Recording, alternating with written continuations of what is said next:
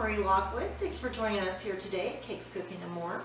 Today we're just going to cover how to actually make a sugar cookie that comes out well. It holds its shape really well. They're easier to decorate, and we're not going to actually decorate them today. We're just going to get the recipe down as to how to get them to come out this way. So let's see what we need. Okay, so what we have here is just a few ingredients. This is a very simple recipe.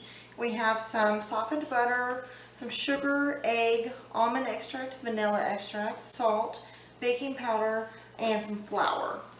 Now first you're going to add your butter. And this one does take just a minute to really get mixed because you're going to be adding everything one at a time. And after each addition, you want to mix it. So it does take a few minutes to get everything mixed in there. Now there are some other recipes that you can use. You really kind of have to find the one that works best for you. Now I don't care for lemon in mine, but it does have a little bit of a different taste. So, you know, I encourage you to try a few and just find the one that's right for you. That one's not right for me, but it might be for you.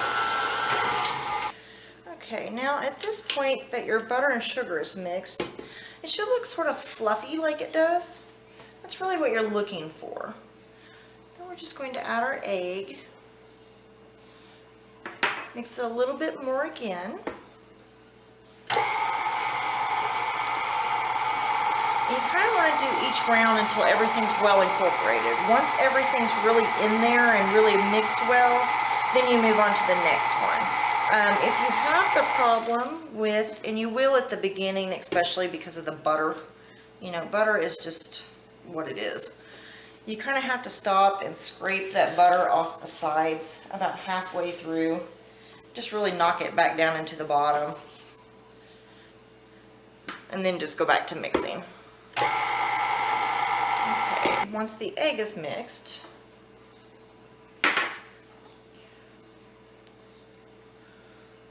I do the almond and the vanilla together because there's really not much difference when you do them separate.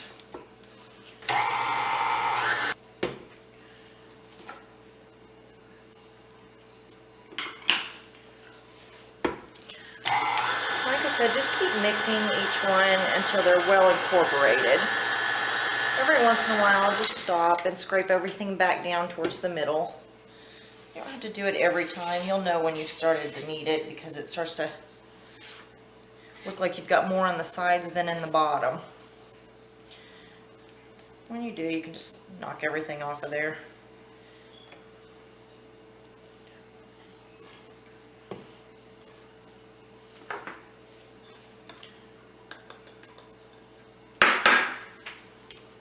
Alright, now when you get to the flour you kind of want to add, it's 3 cups, so I do about a cup at a time. It's just a little easier, and like I said before on some of the other stuff, like powdered sugar especially, you don't want that cloud to fly up in your face. And it happens when you stick that powder in there sometimes, so I just do it in thirds.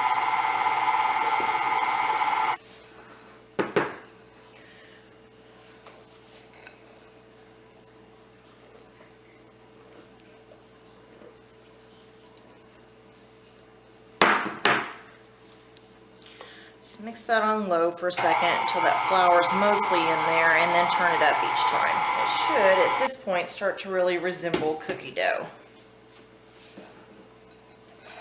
Should have a pretty good thickness going. You know, quite a bit stuck to your hook there. Now, since this is the last of my flour going in, this is when I go ahead and take a minute just to scrape down the sides of the bowl again.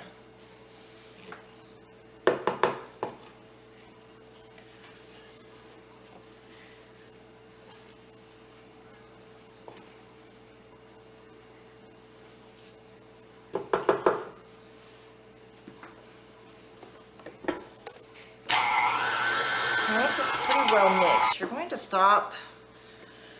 Just knock everything off your hook there.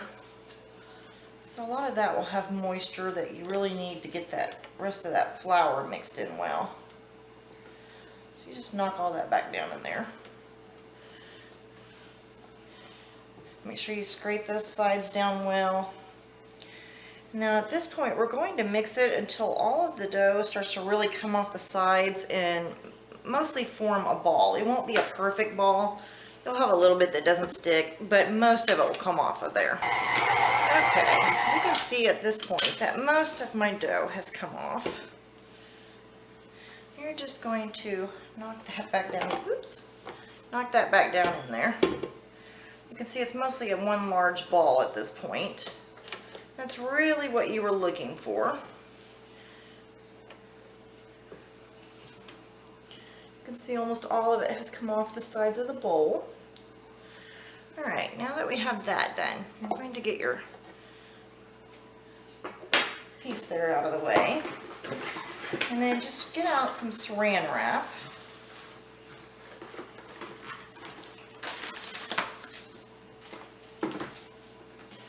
Alright, once you have your saran wrap out, just get that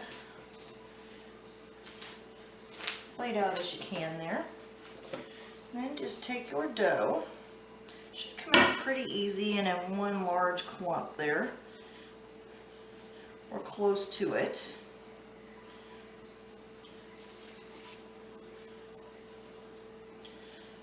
Always has a nice smell at this point. For whatever reason, sugar cookies remind me of Christmas. Just the smell of them does.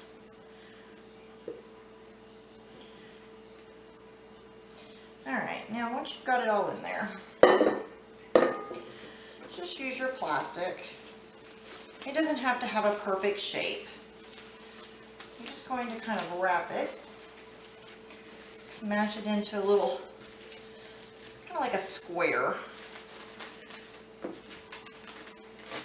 Now the great thing about this cookie dough is you can freeze it, you can store it in the refrigerator. This can last you a very long time. So if you're one of those people who stockpile things, and I'm horrible about it really, it drives Jeff nuts, I kind of stockpile everything. But you're going to want to take it, and because you've done a nice little square, you can stack them pretty easy. Now this will hold for, probably about 6 months in the freezer, and you can still take it out and use it. Probably not more than a week or two, maybe 3 is kind of pushing it in the refrigerator. But you do need to put this in the refrigerator immediately, and you're going to leave it in there for a minimum of 4 hours. It's actually best if you leave it overnight, but if you're in a hurry, 4 hours is the minimum. Okay, now that we have our dough out, I'm only going to cut off a little bit because I really don't need to make a whole lot right now. Just set that to the side. Now you will have to, when you first take it out, kind of knead it a little bit. It's pretty stiff. So you're just going to kind of soften it back up. Work with it a little bit.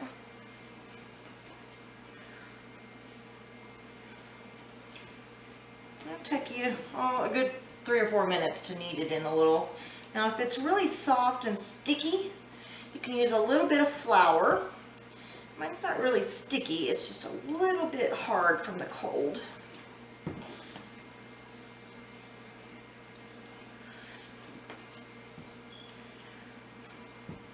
Like I said, just knead that for a little while, about 5 minutes, and then we'll be back. Alright, now that our dough is a little more pliable, it's a little more like Play-Doh, it's easier to move around. Just going to take some wax paper, throw our dough ball down, kind of smooth that out a little bit. Double over our wax paper so that the dough is in between them. Then, if you can find them, these are special rollers. They have these little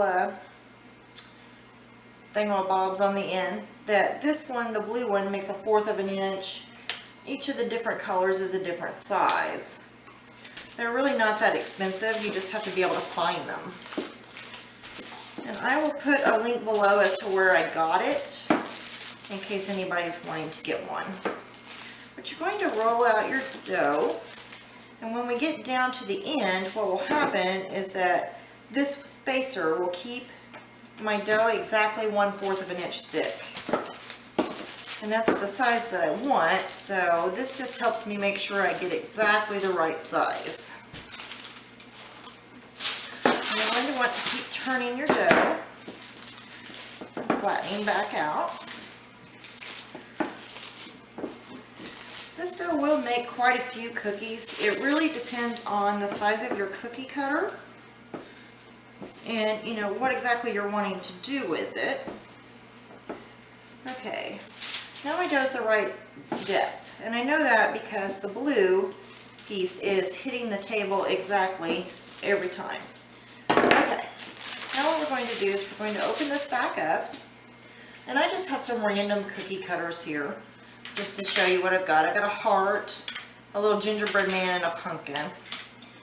So I'm not doing anything special, I'm just using some random ones. So you just press those down in there just like a normal cookie cutter. Just get, whatever shapes you want, however many you want.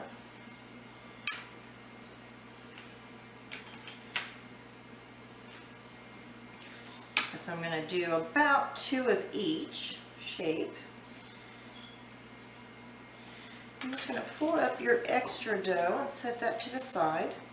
And of course you can ball that back up and roll it back out for more cookies. You don't need to toss it out or anything. Now the good thing about this cookie dough is it doesn't spread a lot when we cook it, so our shape is going to stay pretty true to form. So you're going to take a cookie sheet. Now I have a silicone mat that I'm using on the cookie sheet, and you don't have to. It just makes them a little easier to get off of there. So you're just going to put each of your little cookies on here. Space them out a little bit. There we go. Like I said, I just have these few. Okay, so what you're going to do is we're going to put this in the oven at 350, and it takes about 8 to 12 minutes. Now you're not going to see a lot of color change here on top, but you'll see a slight, golden brownish edging, and that's what we're looking for. So you want to check them after 8, and definitely by 12 you're done, and then we'll be back. Okay, now that our cookies have come out, I'm just going to take each of those, make sure they're cool enough. Okay, so underneath you can see that there's a little browning on the edge, but the top looks exactly like it did before we put it in, and that's really what we want. You can see how easy these all are to get off of the silicone mat. So you're just going to pick up those. Okay. And here is our plate of finished cookies. Now of course in the next episode we will actually be decorating them. But as you can see, they come out wonderful. Okay, so here are our finished cookies. They actually come out really, really well with this particular recipe. So I hope that you enjoyed as much as I do. Thanks for joining us here today, Cakes, Cooking, and More. I'm Marie Lockwood. Have a great day.